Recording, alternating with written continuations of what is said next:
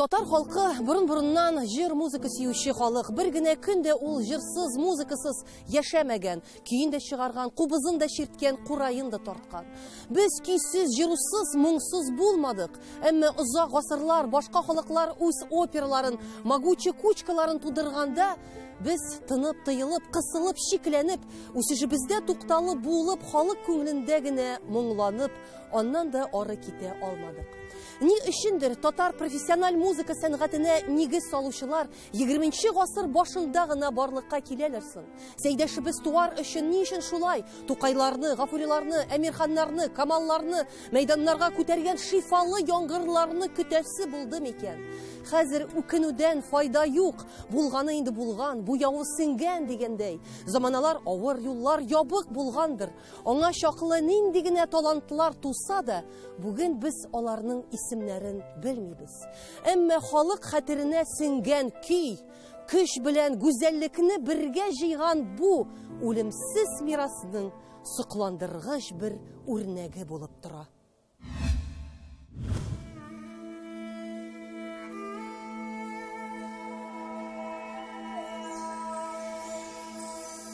Татар бик сизгер бит ул, борын очыннан ук җилнең юнәлешен тоя диләр. Шуңа да төпләнер, тамырларын җәйер, нәсел чыгарыр, балачага үстерер, соңгы юлга озатыр җирләрен күзләгәндә, биек таулар, куе урманнар, йомры зәңгәр күлләр биләгән бу гүзәл табигатьле тарафларга халык тукталгандыр.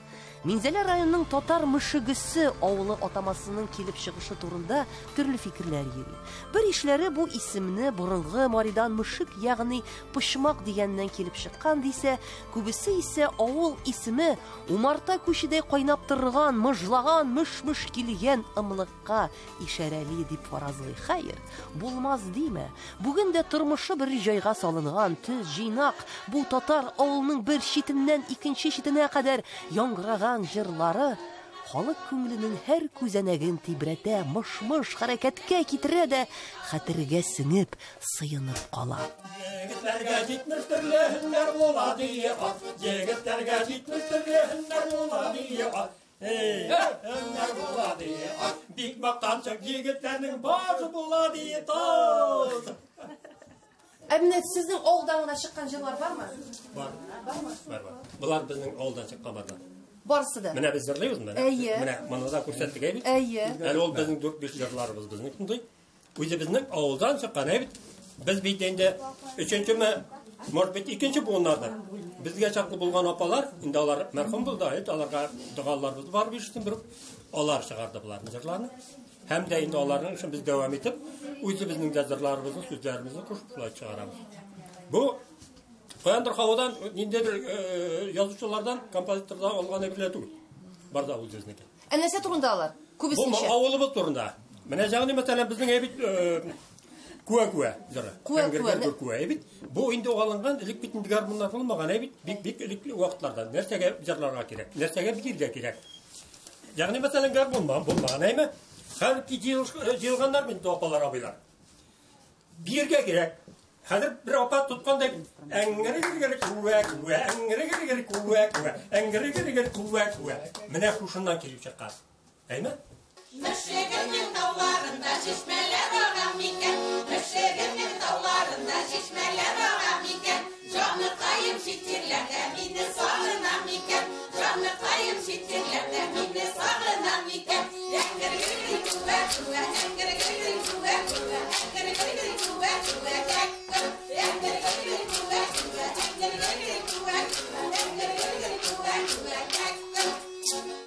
Һәр авыл кешесенең менә шулай йөрәген җилсеткән, күңелен йомшарткан, хыялларын очындырган, рухын күтәргән мышыгы чишмәләре халык фольклор ансамбле 1979 елда оешкан була.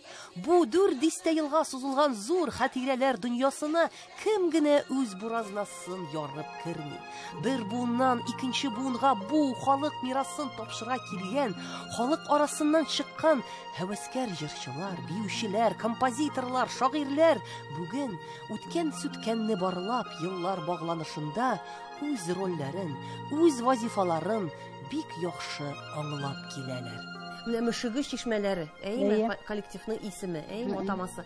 Бу бит инде теге шишмә монда димәк җыр дигәнне дә аңлата, әйме, халыкның сәләте дигәнне дә аңлата, шулай түгелме? Һәм сезнең теге изгеләрдән саналган урын җирде, Шифа шишмә. Шулай.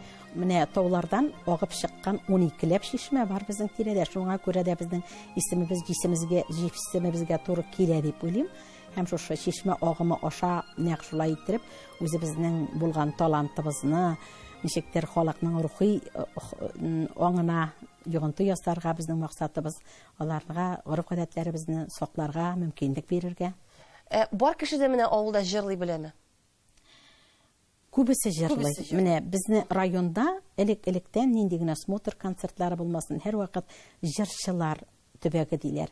Бездә бик күп баянчылар, гармунчылар, җырчылар, кайсыбызны гына алып, менә отдельный соло итеп җырлатасың икән, рәхәтләнеп. Белмим, авылда җырламаган кеше санаулы гынадыр.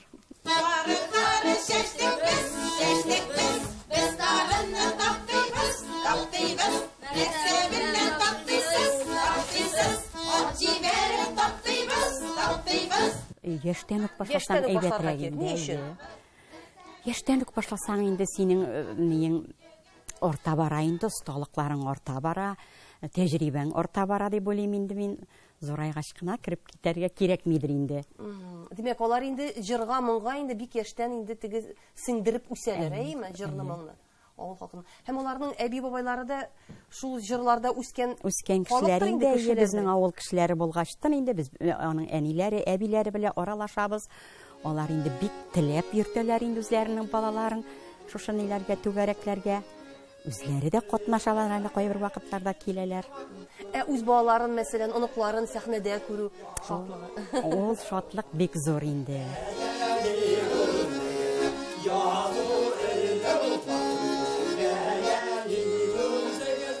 Әйтегез, менә бу җырларга, алар ничә гасырлык җырлар? Сезнеңчә ничегрәк? Аларга 1-200 еллап бардыр, әйме?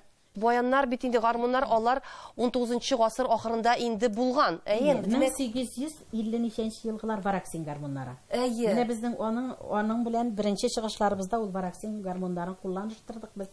1853 еллар. Димәк, бу җырлар аннан да алданрак иҗат ителгән булса кирәк, әйме? Шулай булып чыга инде. Әмма бит авыл динле, авыл, әйме? Авылда һәр вакыт мәчет булгандыр, әйме? Минем уйлавымча, фольклор ул диннән ерак әйбер түгелдер дип уйлыйм мин. Алар бер-берсенә бәйләнгәннәрдер дим. Чөнки фольклор бит инде ул безнең тарихтан килгән традицияларыбызны киләчәк буынга тапшыру дигән сүз. Без бит яхшылыкка өйрәтәбез, яңа һөнәрләргә өйрәтәбез. Бер-береңә карата яхшы мөгалләмәдә булырга өйрәтәбез дип әйтәбез инде. Ансамбльнең һәр җыры ул мөшегенең уңдырышлы туфрагында туган, аның җилләре белән ярышып яңгыраган, аның шишмәләреннән саркып чыккан халык моңнары. Бүген ансамбльнең 15тән артык үз җирлегендә тудырылган, авылның үз йөзен, үз аһәңен, үзенчәлеген күрсәткән фольклор җәүһәрләре бар. Алар арасында җыр биюгә корылган халык уеннары, капка төбендә ыршык өмәсе, каз өмәсе, беренче башак бәйрәме, кыз бирү, шишмә ачу кебек халык күңеленә сеңгән авыл тарихына бәйле булган җырлы биюле сәхнә күренешләре дә бар. Әмма ансамбль репертуарында көлкеле шаян такмак-такмазалар гына түгел. Халкының моң-зарларына, аның эчке кичерешләренә, аның дөньясына корылган бәйетләр, мөнәҗәтләр дә шактый күп тупланган.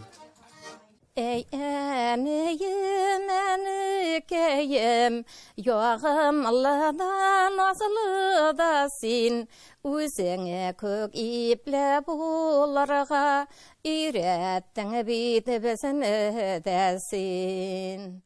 Оны мин нигә яшереп ятырга тиеш ди, мөшеге өчен генә. Ул бит тораларга тиеш, аны кеше җырласыннар. Менә нәрсә дип әйтәм, ул элеккерекләрен сез дөрес әйттегез, мин хәзергесен бик бирәс килми, чөнки үзебезнекеләр җырлай. Оны да сорыйлар. Мышыгы шишмәләренең беренче җитәкчесе Зөлфирә ханова моңарчы тапталмаган сукмакларны, элек яңгыраган көйләрне, онытылып барган җырлы биюле йолаларны, гырыф-гадәтләрне бертөкләп, йорт борынча йөреп туплаган һәвәскәр фольклорчы. Менә булып алды шундый бер чырайма. Ул чырда нисектер ул хәзер генә түгел халык юклыгы. Халык юклыгы түгел ул үзешчән сәнгатькә катнашучыларның кытлыгы. Безнең бит авылда лояклы ялга чыккан шундый матур опалар, мәҗлесләрдә күрәм инде мин аларны козымәләре үткәреп, ул былай гына барам бит әле өмәгә ул шакларда козымәсе дигән фольклорны оештыру юк. Шунда аларның җырлаганнарын ишетәм. Һәм шул чагында без инде мәдәният хезмәткәрләре булсак та, ул чагында колхозларның гөрләп торган чагы, фирмага җибәрәләр безне дежурга, иртәнге савымнарны тикшерергә, кем күпме сөт сауган, су кушмаганнармы, менә шуларны тикшерергә, шунда ишетәм җырларны. Билмәйтәм, булар бик матур җырлаучылар күп бит. Нигә соң мин аларга әйтеп карамайым? 1985 елда бу халык җәүһәрләрен җыеп дөньяга яңгыраткан коллективка халык ансамбле исеме бирелә. Бүген дә ул төрле дәрәҗәдәге исемнәр иясе. Мышыгы шишмәләрен Минзәләдә генә түгел, республикада һәм аннан читтә дә бик яхшы беләләр, яраталар. Ансамбль бәйгеләрдә һәр чак беренчелекне яулап бара, акчалата бүләкләр, грантлар ала. Аның солистлары хәтта Казан филармониясе диварларын яңгыраткан була бит. Эй! Музыкага бер җирдә укыдыгызмы? Юк, бер җирдә укымадым. Җырга укымадыгыз инде, әйме? Ничек менә шулай? Җырга укымыйча менә сәхнәгә менеп беренче урыннарны алып, шулай хәтта филармонияны яңгыраткан кеше бит сез. Шулай инде. Тумыштан килгән сәләттер дип уйлыйм инде. Яшь наратлар киен җырлар. Татар халкы элек-электән музыка сөючән халык булган шул. Безнең классик музыкабыз бик соң яралса да, татар халкы бер кайчан да җырсыз, моңсыз яшәмәгән. Курайын да тарткан, кубызын да чирткән, хәтта әкият сөйләү, тыелган әкиятчеләр, җырчылар эзәрлекләнгән, җырлау һәм гармон уйнау кебек эшләр бузыклык билгесе дип каралган чорда да татарның халык әсәрләрен армый-талмый җыйган, өйрәнгән үз кешеләре була.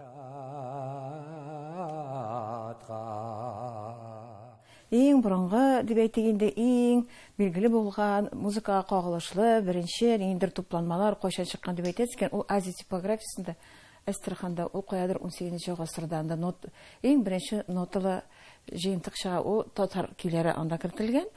Менә әгәр дә инде без менә беренче басма нотага утыртылган дип әйтәбез икән, әлбәттә ул безнең татар кешеләре тарафыннан түгел, сүз дә юк, чөнки аның сәбәпләре объектив.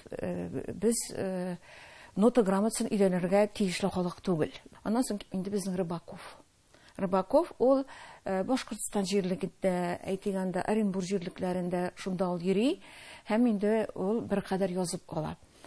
Без инде кай вакытта әйтәбез, менә безнең татарның мәдәнияте ул соң барлыкка килгән, профессиональ мәдәнияте соң барлыкка килгән дигән булабыз. Без менә шундыйрак халык дибез. Без шушындый мөмкинлек, бөтенләй мөмкинлексез җирлектә без ансына да үзебезнең мөмкинлегебезне булдырганбыз.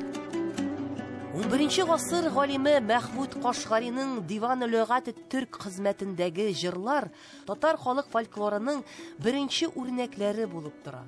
Булгар, Алтын Урда, Казан ханлыгы чоры һәм аннан соңгы гасырларда туган борынгы фольклорыбыз үрнәкләре дә һичшиксез күп булгандыр.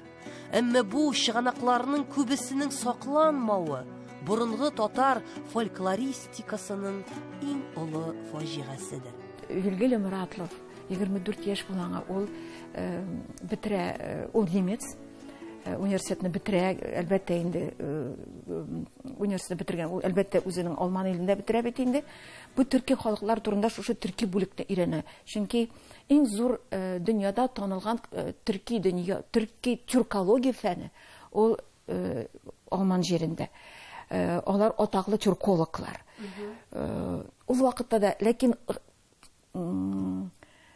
фән һәм шул вакытта укыту системасы чит телләрне өйрәнү ул һәр вакытта геополитика. геополитика. Ратловның үзенең эчке кызыксынуы бар. Ул белә тегендә искиткеч, үзенчәлекле, көнчыгышта яши торган һәм инде көнбатыш Себердә яши торган төрки халыклар бар. Моның шул кадәр зур була хыялы. Барып өйрәнәсе килә, беренчеләрдән булып, беркемне кергәне юк бит. Һәм инде хатыны белән 24 яшьлек үзе һәм хатыны япь-яшь булар чыгып китәләр ирекле рәвештә сөргөнгә. Менә сөргөн дигән Фәнни сөргөнгә. Ул Европада түгел, ат белән шиксез, юллар, юлсызлык, толып белән торырга урын юк, ашарга ризык юк. Ул шуны бөтенесен язып бара, менә аның ул бит 4 том менә монда калын 4 том эшли. Һәм шул 4 томның берсе төрки халыкларга бәйле, беренче чиратта безнең Себердә яшәүче төрки халыкларга һәм шуның зур бер өлеше Себер татарларында.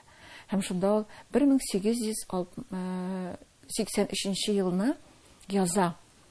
Ратлов үзенең менә шушы бер зур фәнни мәкаләсендә һәм әйтә, төрки халык әйтә, төрки цивилизация ди.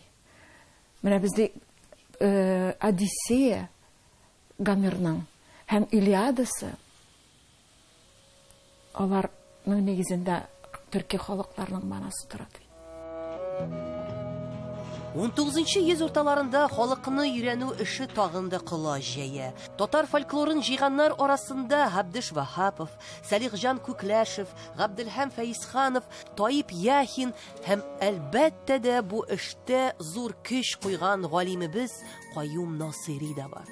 Үз халкы иҗатын шын күңелләреннән яраткан әдипләребез татар эзе, татар моңы, татар җаны сиңгән авыллардан авылга йөреп, бай материалларны калай пластинкаларга яздырып калдырган Гыйләҗетдин Сайфуллинның да гасырлар мирасы бәһәсез.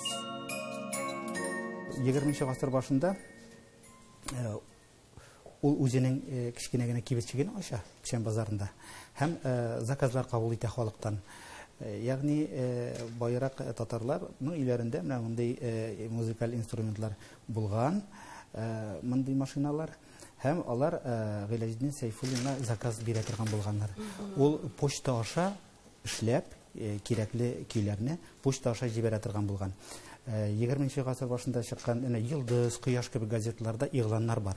Без фәлән менә шушындый җырларны яздырабыз һәм почта аша җибәрә алабыз дип. Ул реклама рәвешендә газеталарда гарәп графикасында язылган шундый текстлар бар. Менә без бит әйтәбез, татарның профессиональ музыкасы бик соң туа. Әйме? Әмма аның музыкага булган мәхәббәте бер кашан да сүнмәгән, сүрелмәгән, ул әллә кашаннан бирле итеп килгән, әйме, тарих буенча. Әйе, нәкъ шулай, татар халкының музыкага булган ихтияҗы ул зур булган. Менә мәсәлән бер фактны гына әйтергә мөмкин. Мондый металл тәлинкәләр Россия халыкларыннан татарлар бәлки бердән бер халыктыр, үз куллары белән эшләгән мондый тәлинкәләрне эшләгән халык. Чөнки русларга фабрика усулы белән язылган. Анда Европа халыкларыннан англичаннар, французлар, алар фабрикаларда эшләгәннәр мондый тәлинкәләрне. Татарлар ихтияҗ булгач инде тыңларга музыкага ихтияҗ булгач үз куллары белән шушы әйберне эшләгәннәр. Аның шунысы да мөһим, игътибарга лаек. Галимҗан Ибраһимов исемендәге Тел, әдәбият һәм сәнгать институтының язма һәм музыкаль мирас үзәгендә татар халык җырлары төрле чыгынакларда сакланган. Гыйләҗетдин Сайфуллинның коллекциясеннән 300-дән артык калай пластинка, Курайшы Исмәгыйль Мусин фонды, халык арасында кайчандыр киң таралган магнитофон тасмасына яздырылган төрледән-төрле мәгълүматлар да бар. Бүгенге көндә музыкаль архивны цифрлаштыру, интернет челтәрләренә салу эше актив алып барыла. Мирасхананың аерым үзенең сайты бар. Без алга таба менә бу фольклор материалларын һәм музыкаль мираска караган материалларны алга таба аерым треклар рәвешендә куярга планлаштырабыз. Безнең ул планыбызда бар. Димәк, бу бит инде кирәкле эш, әйме? Әйе. Һәм ул теге саклауга да бик кирәкле, саклау өчен дә бу мирасны. Саклау өчен һәм популярлаштыру өчен халык арасында.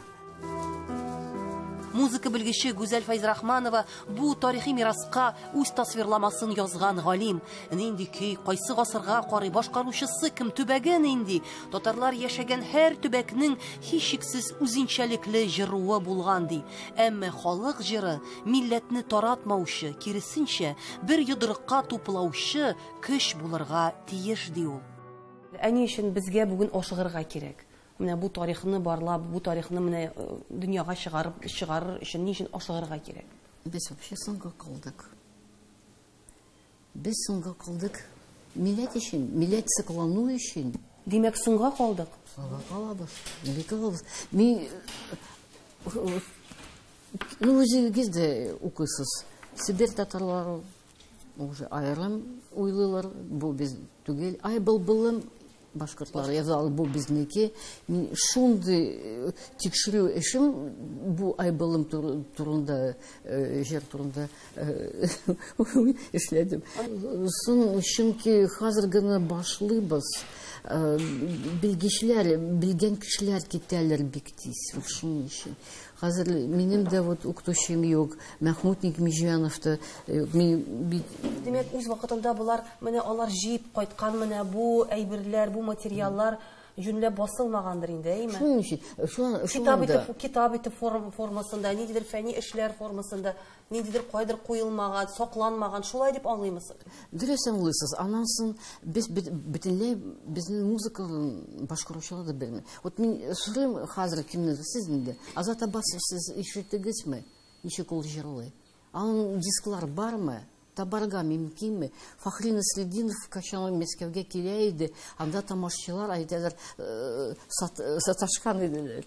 Аның шундый матур тавышы, Собинов тавышына охшаган, шулай булай да. А без аларны да белмим. Безнең җырчылар нәрсә нигез белем алган чакта нинди нигезендә алалар.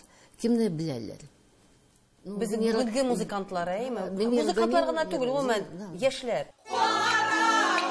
Халык җырлары халкыбыз күңленең һич тә тутыкмас вә күгәрмәс, саф вә раушан көзгүседер.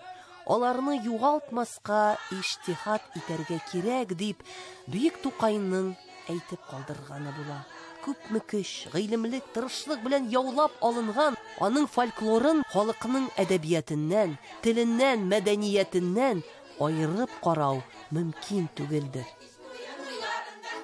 Авыл кечерәя бит. Яшьләр дә азая, әйме? Һәм шулай итеп мөшегенең шундый матур җырлары ничектер тарихка гына сеңеп калмаячакмы? Аннан курыкмыйсызмы? Нигәдер мин бу турда үзем дә уйланам. Әмма дә ләкин мин ondan bir korkmayım el. Niçin diyende niçin kişi özünün oğlanan jaran hem oğlanına tügül hem mene tilini unutsan da bitinde bir kotun o şaray bir bitinin. Mene onlatıp bitirip bulatırgan eybir tügül ol. Bu tiline jarına moğunu unutu. Biz kıtışkış tiz mene iskitkiş tiz yoğaltabız tilini hazır. Tilini yoğaltabız. Min aytmayın biz ağa gayipli deyip, elbette objektif sebepleri var. Öyle de özümde, en indi soğlamamız var, soğlam gına var, nindi soğlam deyip. Bir neçe tapkır buldum, Aliş tiyatr studiyaları var. Onların iki spektakllerini koradım ben. Bu onların var, basımını dürüst koymuyorlar. Lakin onlarda dert var, meyten bu bolalar, yorum meyten, Xuday nasip etip, bular vaksinasyalı bulup çıkarlar bittilge. Nolar bit sanavlığına niçin Şuna göre bütün mekteplerde gerek. Til bilmeysiz iken kırır. Televizyon okuturga o kadar mümkünlüğümüz yok iken. Lakin mekteplerde her oğul mektebinde tiyatr bulurga deyiş. Tiyatr degen siz o bit tiyatrga yürüyüşlerine o biter tamaşaçılar. Нәрсәдән башланасың ул музыка сәнгате? Халык җырлары бик күп бит.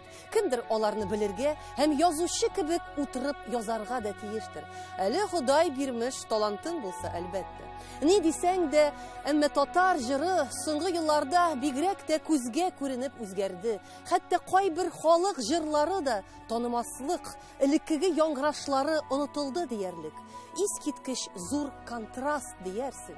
Әмма булар барысы да котылгысыз соңсыз табигый процесс бит. Без аны шулай тынсыз, сүзсез кабул итәбез һәм бу күренешкә инде күнегеп тә биттек кебек. Әмма монда әле уйландырырлык нәрсәләр, хәл ителәсе мәсьәләләрнең ифрат та күп булуы да табигый. Яңа заман никадәр кызу темплар белән бармасын, нинди генә көйләргә уралмасын, үрелмәсен, нинди генә жанрларга тап булмасын, нинди генә темп алмасын. Дәртле, моңлы халкыбызның иҗат шишмәсе, сафлыгы, тәме, аһәңе, татар җыры, милли йөзе һич югалмасын иде.